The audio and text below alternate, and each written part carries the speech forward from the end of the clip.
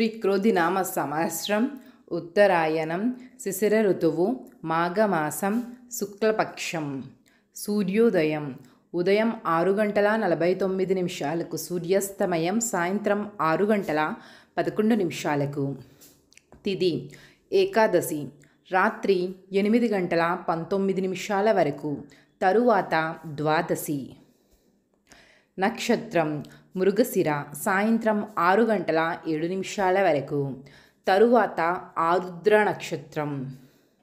వర్జ్యం రాత్రి 2:26 నుండి తెల్లవారుజాము 4:01 వరకు.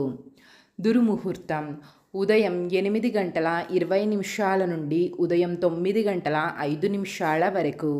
రాహుకాలం ఉదయం 9:39 నుండి ఉదయం 11:05 వరకు. యమగండం మధ్యాహ్నం 1:55 నుండి మధ్యాహ్నం 3:20 వరకు.